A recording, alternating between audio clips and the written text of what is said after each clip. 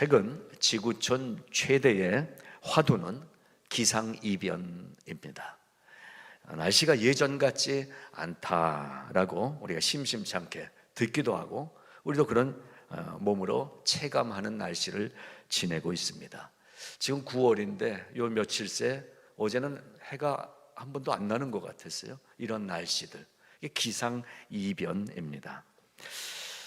그런데 이렇게 좀 날씨가 달라졌구나 이렇게 느껴지는 어떤 체감 정도를 넘어서 전문가들인 기상학자나 미래학자들은 지금 이 지구촌의 미래가 캄캄하다, 암울하다, 희망이 없다 이렇게 이미 진단을 했습니다. 북극이나 남극의 빙산이 엄청난 속도로 녹아내리고 있다는 사실은 이미 우리가 뉴스를 통해서 알고 있습니다. 아프리카에 눈이 오고 한파가 오는 날씨도 뉴스를 통해서 이미 접했습니다. 지난 주간에는 리비아라는 곳에 10년 전만 해도 최강대국으로 석유 때문에 이렇게 부상하던 나라가 이번에 집중호우로 말미암아 댐이 다 무너져 터지고 나라 전체가 엉망이 됐습니다. 도시가 다 사라져 버렸어요.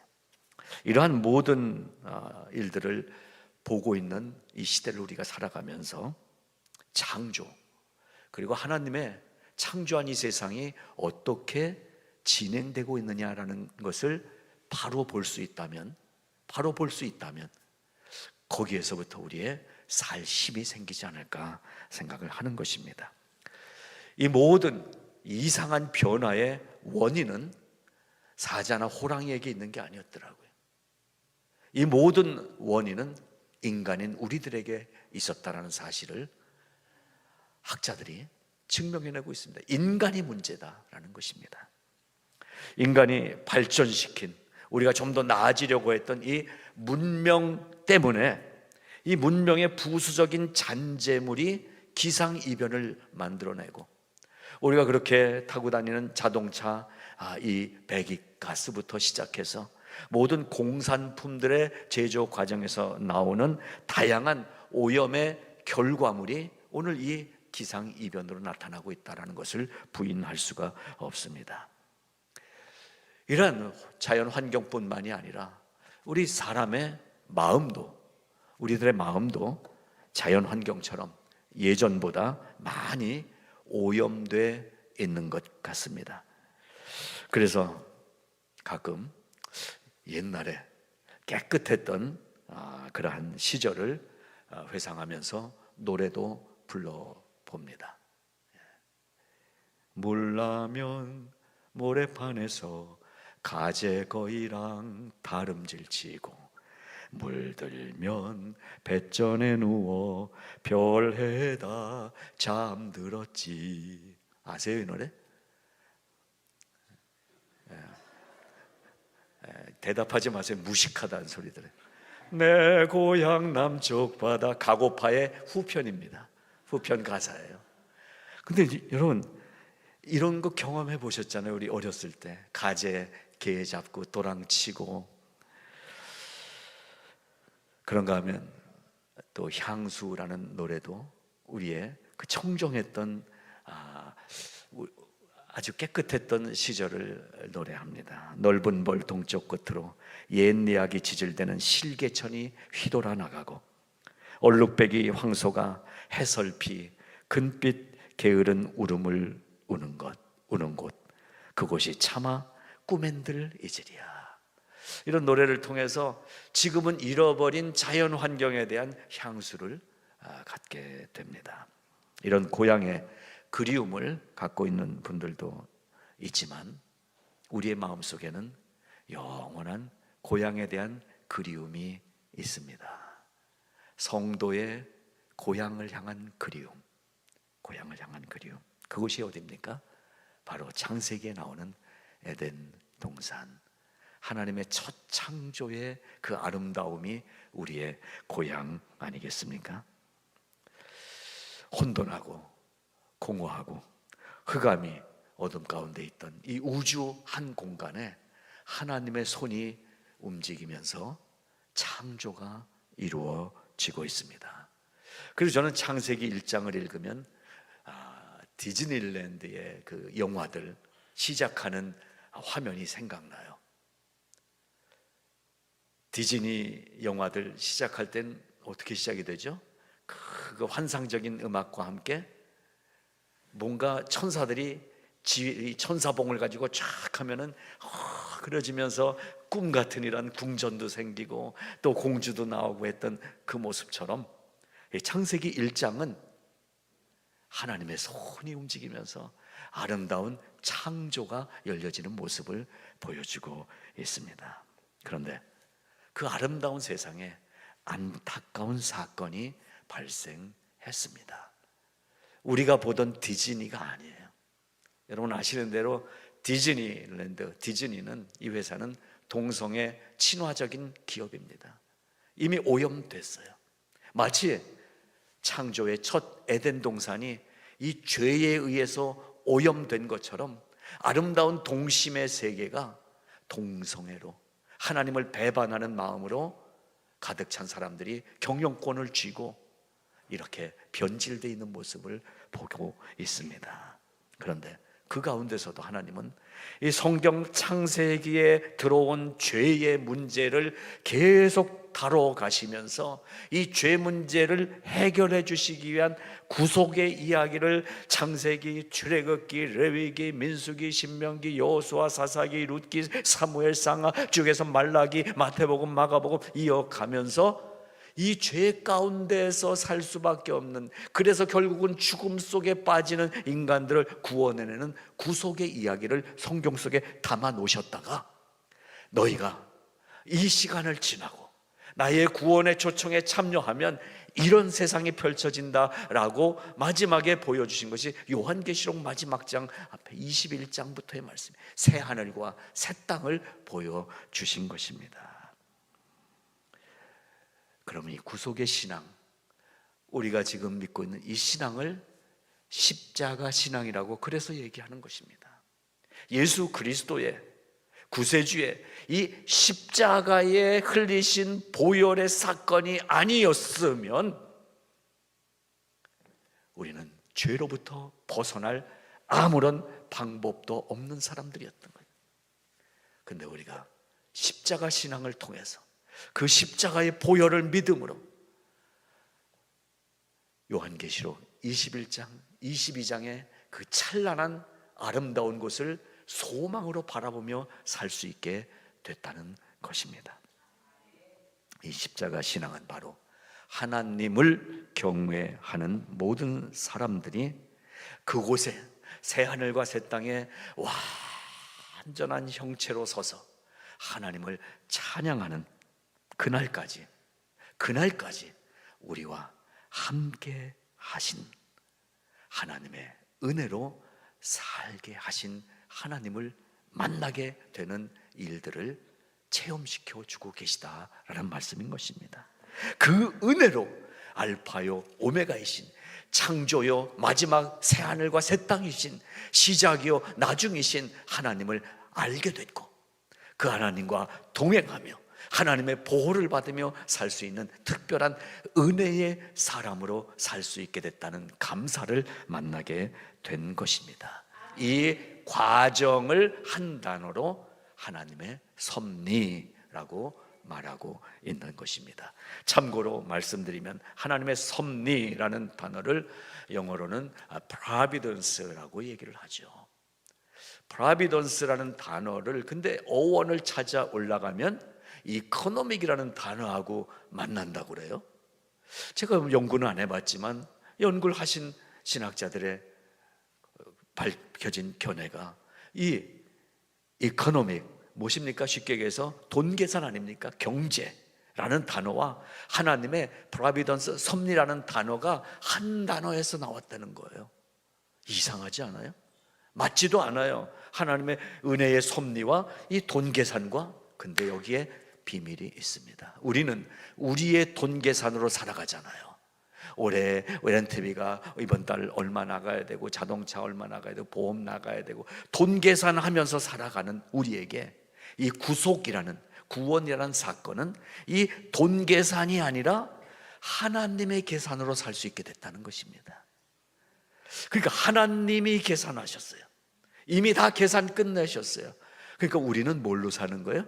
그 하나님을 믿는 믿음으로 살게 된 것이다 라는 말씀인 것입니다. 즉 오늘 말씀은 우리가 사는 이 세상, 우리가 각자 개인의 삶이 어떤 우연이나 무언가 외부의 신비한 어떤 힘에 의해서가 아니라 오직 유일한 창조주이시며 구원자이시며 보호자가 되시는 하나님의 섭리 안에서 진행되고 있는 것이 나의 인생이라는 사실을 정확하게 가르쳐주고 있습니다. 그래서 창조 섭리라고 말씀을 드리는 것입니다. 창조부터 하나님의 섭리가 운행하시는 거예요. 여러분, 우연히 벌써 미국 온 지 얼마 안 됐을 때 다니던 교회에서 금요일에는 이제 안수 집사님들이 대표 기도를 했는데요, 그 중에 한 분이 기도를 했는데 장장 19분 정도를 했어요. 그런 경험 있으죠? 기도 시작인데 끝내질 못해서 그냥 이어지고. 근데 그분이 하여튼 기도문이 몇 군데가 생각이 나는 거예요. 하나님 아버지, 우리가 오늘 이 금요일 저녁에 그냥 길 가다 오다 가다 만난 사람들도 아닌데 이렇게 한 교회에 출석하게 해주시고, 또 몇 마디 하다가 우리가 오다 가다 만난 가정도 아닌데 부부가 오다 가다 만난 그 기도를 못 끝내고 그러다가 어떻게 해서 하여튼 예수님 이름으로 기도했습니다 해서 거의 한 20분을 기도를 했던 기억이 있습니다. 여러분, 우연은 없습니다. 이 세상에. 여러분이 이렇게 괴로운 만남일지라도 우연히 이 사람 만난 게 아니에요. 하나님이 섭리 가운데 만나게 하신 만남이 오늘 이 만남인 것입니다. 그러니까 내 옆에 계신 분이 얼마나 귀한 분이에요. 하나님이 만나게 하셨다는 거예요. 예. 하필이면 오늘 이 사람 옆에 앉은 게 아니에요. 여러분, 한번 보세요. 축복해 주세요. 하나님이 나에게 보내신 당신을 축복합니다. 예. 예. 오늘 간단하게 한 두 가지만 말씀드리고자 합니다. 무질서와 질서. 창조 사건은 한마디로 무질서를 질서로 바꾸신 사건입니다. 창세기 1장 1절에 보니까요, 1장 1절 2절, 땅이 혼돈하고 공허하며 흑암이 깊음 위에 있고, 어지러웠어요.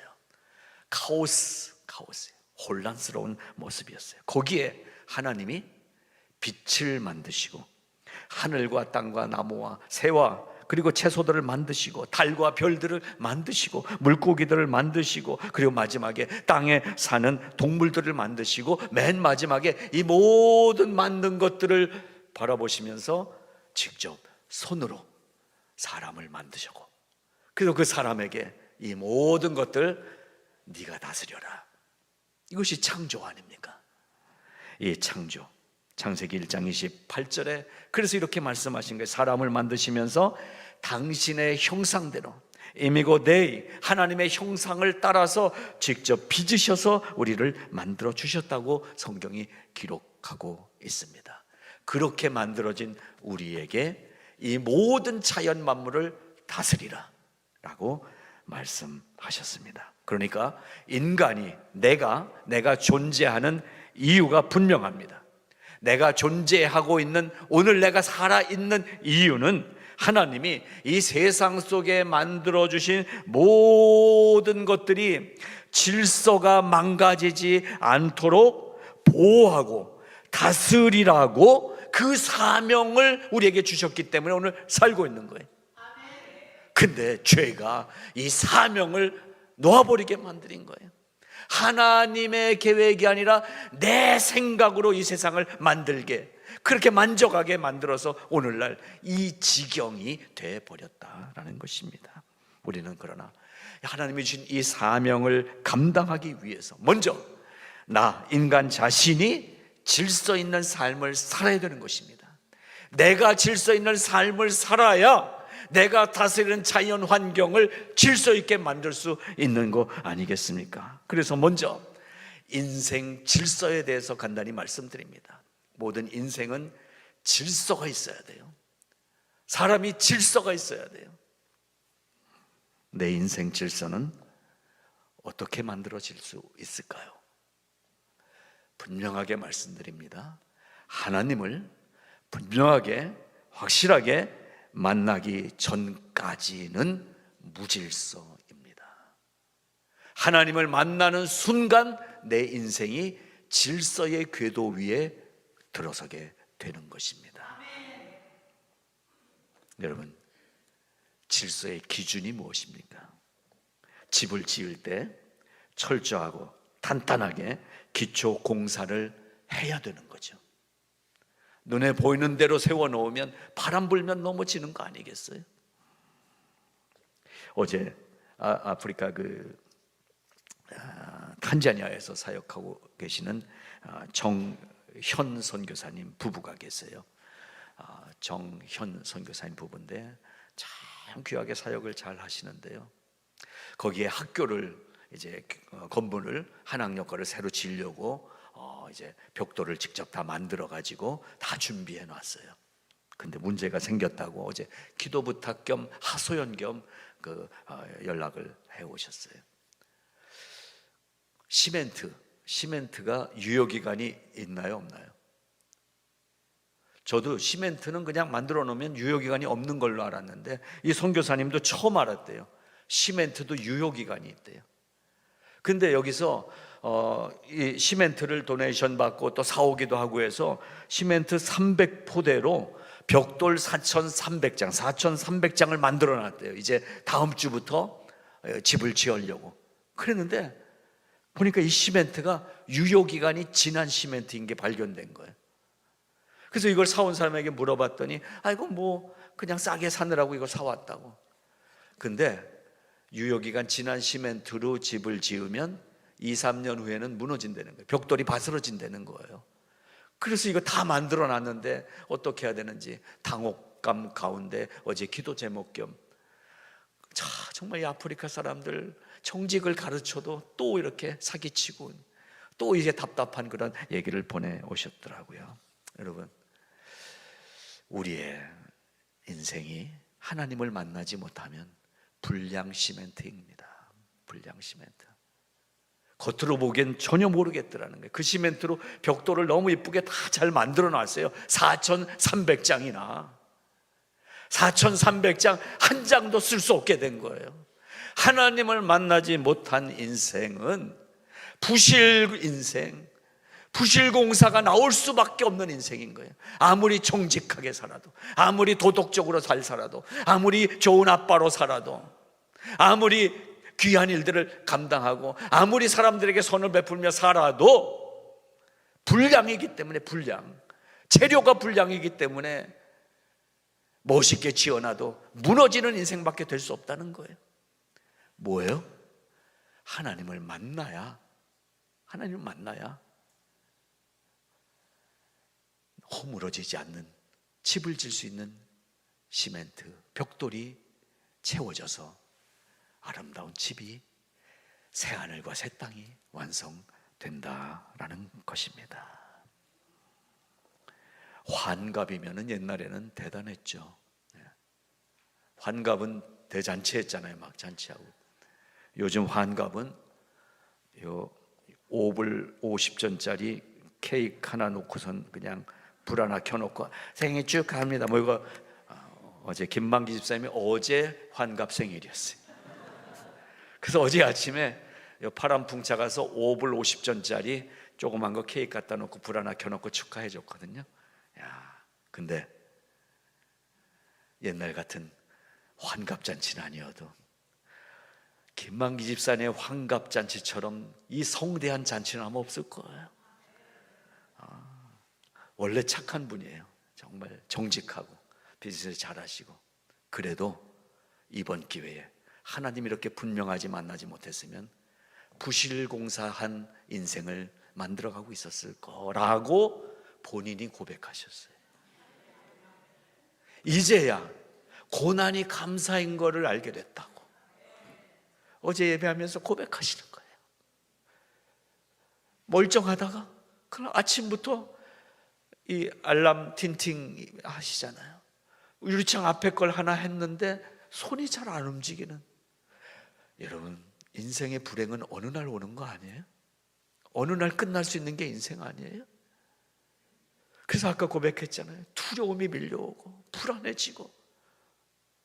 근데 우리가 다 이렇게 기도하는 가운데 성령께서 집사님을 정말 사랑하셔서 만지시고 부르시고 완전한 고백을 하게 해주셨다라는 거 아니겠어요?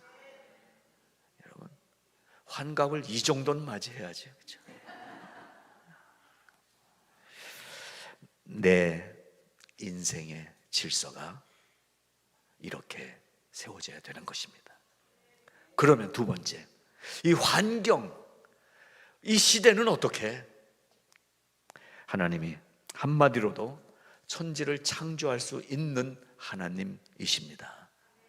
그런데 창세기 1장 보면 좀 깝깝하지 않아요? 하루 요거 만드시고 또 그 다음날 또 하나 만드시고, 전능하신 하나님이시라며 한 번에 자 이렇게 만들어져라 하면 만들어질 수 있는 걸 하나씩 하나씩. 하나님을 조금 알고 성경 창세기를 읽으면 답답하더라고요. 아니, 하나님이 전능하시다는데 아닌가벼. 그죠? 요 정도 능력밖에 안 되시나 봐. 하루에 요만큼씩 요만큼씩. 근데 하나님은 하나님의 질서대로 운행하십니다. 우리가 생각하는 인간의 시간으로 하나님 왜 빨리 안 해주시나, 왜 이렇게 더디나, 하나님의 시간이 있으신 거예요. 그 계획대로 움직여 가십니다. 그걸 가리켜서 질서라고 얘기하는 것입니다. 우리는 질서를 뭐라고 생각합니까? 교통 질서 잘 지키는 게 질서라고 생각하잖아요. 그게 우리 인간 세상의 질서예요. 근데 하나님의 질서를 발견해야 되는 거예요. 하나님의 질서는 다른 거 없어요. 이 기초 공사가 있어야 되는데 그것이 하나님을 믿는 믿음의 선택인 거예요. 하나님이 나의 주인이십니다. 내가 고백하는 거예요. 여기서부터 하나님의 질서가 내 인생을 이끄는 새로운 질서의 궤도 안으로 들어서는 것이라는 말씀인 것입니다. 세상의 모든 법칙은요, 질서가 무질서를 이끌어가요. 그래서 잘 만든 것이 그쪽으로 동화되게 만들면서 그걸 우리는 발전이라고 얘기해요. 문명의 발전이라고 얘기해요. 근데 창조의 기사를 보십시오. 하나님의 질서는 이 무질서한 이 속에서 하나님의 것으로 만들어 가시는 하나님만의 법칙이 있으신 거예요. 제가 물리 이런 거 잘 모르지만 물리 배울 때 이렇게 들었던 기억은 나요. 엔트로피 증가의 법칙 뭐 이런 게 있다 그래요. 자세한 거는 이따 끝나고 박진우 전사님에게 물어보시면, 물리학과 출신이시니까. 하나님의 창조는 질서에서 무질서에 영향을 줘서 에너지가 움직이는 방법이 아니라 무질서 쪽에서 질서 쪽으로 변화시키는 능력으로 움직이는 하나님의 질서의 방법으로 간다라는 것입니다. 그래서 여기에 한 가지 비밀이 있는데, 우리가 하나님을 믿게 되면 금방 착해지나요? 여전히 이 모양이시잖아요. 하나님을 믿게 되면 금방 비즈니스가 번창하게 되나요? 하나님을 믿는 분인데도 망하기도 하잖아요. 도대체 뭐예요 이게? 여기에 창조 질서와 섭리의 비밀이 숨겨져 있습니다. 우리가 안 되는 것, 우리가 망하는 것, 이 속에서 하나님의 질서를 발견할 수가 있어야 돼요. 역사도 질서 있게 진행돼야 하는데 사람이 그 속에 끼어드는 거예요. 사람들의 땅 욕심이 만든 게 전쟁이잖아요.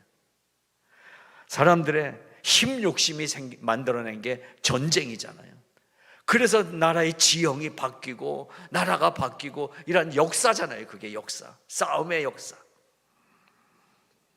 하나님의 질서는 자연을 보호하고 다스리고 또 자연 환경과 인류의 역사가 만들어져 가는 속에서 움직여가고 계시는데, 무질서해져 버린, 죄로 인해서 깨져버린 이 인간의 모습, 죄로 인해서 바스라져 버린 이 역사의 흐름, 죄로 인해서 생겨버린 이 기상이변의 이 무질서 쪽에 하나님의 빛이 드러나기 시작하면서 변화라는 새로운 질서가 자리 잡기 시작하는 법칙을 마련해 주고 계십니다. 그래서 우리가 어떻게 무질서를 질서로 바꿔갈 수 있는가? 우리에게 주신 사명인 질서 있는 세상을 만들라고 하신 하나님의 명령을 어떻게 이루어 드릴 수 있을까? 원색적으로 말씀드리겠습니다. 교회 다니는 것만으로는 안 됩니다. 하나님의 사명을 붙잡아야 돼요. 교회나 다니는 것으로 하나님의 질서를 세상에 나눠줄 수가 없습니다. 그러면 가장 원색적인 태도는 뭐예요? 실제 전도하는 것, 선교하는 것, 복음을 전하는 것, 나로부터 하나님의 빛이 드러나게 사는 것, 이런 적극적인 그리스도인의 삶을 사는 것, 그래야 이 세상의 질서가 바르게 정돈이 될 수 있다라는 것입니다. 그런데 문제는 약하잖아요. 우리가 I am weak, 나는 약해요. 그런데 이 찬양이 방법을 담아서 노래해요. I am weak, but thou art strong. 하나님은 나는 약하나 하나님은 강하시다. 이 하나님이 성령 하나님으로 우리에게 오십니다. 그래서 우리는 여전히 약해요. 또 무너져요. 또 상황이 어려워지면 힘들어져요. 마음이 흔들려요. 그러나 그러한 무질서인 혼돈과 흑암이 가득했던 이 태초의 그 땅에, 여기 나오죠. 2절, 하나님의 영은 수면 위에 운행하시니라. 성령이 우리의 삶 속에서 일하기 시작하셔야 되는 거예요. 그러니까 신앙생활은 내 의지가 필요하지만 내 의지나 결단만으로는 안 되는 거예요. 하나님의 성령의 임재하심을 체험해야 되는 거예요. 성령이 내 속에서 일하고 계시는 것을 우리가 발견해야 되는 거예요. 하나님의 영이 계신 곳에 변화가 일어나고, 하나님의 영이 움직이실 때 역사가 질서 있게 진행되는 것이라는 말씀인 것입니다. 성령이 찾아오시면 우리가 점진적으로 변화가 되는 것입니다. 어느 날 갑자기 은혜 받고 변하는 사람도 있어요. 그러나 여러분, 성령은 어느 순간 변화를 주지 않으십니다. 어느 날 은혜 받고 완전히 변화된 사람이 가끔 있어요. 그러나 그 사람 변화 안 됐어요. 순간 변화가 급속하게 모아져서 한번 나타났을 뿐이지, 좀 지나고 나면 또 옛날 습성들이 나오더라고요. 그러니까 성령의 일하심은 제가 발견한 건데, 아직 논문은 안 썼어요. 제가 발견한 건데, 성령님은 점진적으로 일하신다. 서서히 일하신다. 그러니까 금요 찬양 와서 주야 오늘 막 뜨거워지고, 그거 순간 내가 변화되긴 나가자마자 또 바뀌잖아요. 그러나 그만큼 또 조금 변해가게 도와주시는 거예요. 우리 교회가 성령의 점진적 변화가 진행되는 교회가 되기를 바랍니다. 어느 날 변하면은 그 문제 있어요. 사람이 어느 날 변하면 뭐라고 그러죠? 예. 성령도 마찬가지. 어느 날 변한 사람 조심해야 되더라고요. 점진적 변화. 지난해보다는 우리가 좀 나아져야 되잖아요. 지난주보다 이번 주에는 좀 더 내가 한 사람에게라도 좀 더 따뜻해져야 되잖아요. 한 차근차근 변화되는 성령의 은혜가 하나님의 질서입니다. 하나님의 질서는 순서라는 뜻이잖아요. 그래서 하나님이 어느 날 갑자기 누구를 바꿔버리지 않으시더라고요. 그 사람 안에서 점진 변화가 진행되면서 변화가 나타나게 하시더라고요. 하나님의 영이 운행하시니라. 여러분 삶이 아직도 흔들리고 계십니까? 그래도 교회 빠지지 않고 나오고, 그래도 하나님께 가까이 살려고 하는데도 불구하고 마음이 때로는 공허하고, 너무나 불안하고 어떻게 하지? 괜찮습니다. 성령이, 하나님의 영이 우리의 삶 속에 운행하고 계시다는 사실을 믿으시기 바랍니다. 구원 받은 자의 삶 속에서 성령은 일하고 계십니다. 나는 변화하고 있는 것을 믿으시기 바랍니다. 그래서 성령과 함께 우리가 한 걸음 한 걸음 진행해 가면서 오늘이 지나고 아침이 밝을 때 새날이 되는 것입니다. 유태인의 계산법이기도 해요. 근데 성경의 계산법이에요. 우리는 저녁이 되면 하루가 끝났다는 이 사고를 갖고 있지만, 성경의 사고방식은 저녁이 지나고 아침이 돼야 하루가 지난 거예요. 그걸 보여주고 있잖아요. 저녁이 되고 아침이 되니 이는 첫째 날이니라. 저녁이 되고 아침이 되니 이는 셋째 날이니라. 우리는 예수 믿으면서도 여전히 저녁의 평안함만 구하고 있지 않습니까? 이 평안한 밤이 지나고 새날이 밝아오는 그 날이 돼야 되는 거예요. 우리의 신앙이 평안한 것으로 안주하지 마시기 바랍니다. 이건 종교예요. 불교에도 평안함이 있대요. 마하바냐 평안해진대요. 그런 소리를 들으면. 그거는 밤을 만나는 거예요. 하루를 수고한 사람들에게 종교는 평안한 쉼을 줍니다. 그런데 우리 기독교의 진리는 그 평안한 쉼에서 끝나는 것이 아니라 새 아침, 새 은혜, 새 기쁨으로 다가오더라라는 것입니다. 여러분, 오늘 이 아침에 창세기를 통해서 주신 하나님의 섭리라는 단어 속에는 이 고난도 지나고 새로운 평안의 첫걸음도 지나고 이제는 날마다 새로운 아침을 하나님이 주시는 은총의 날을 살 수 있게 됐다는 말씀인 것입니다. 이 은혜와 축복이 우리에게 넘치시기를 주님의 이름으로 축복합니다.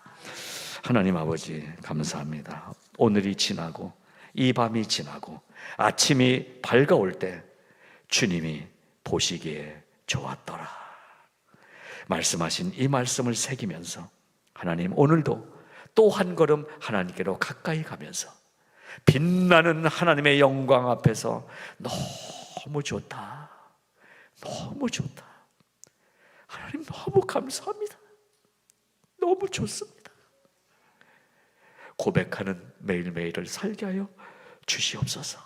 감사드리며 예수님 이름으로 기도드리옵나이다. 아멘. 아멘.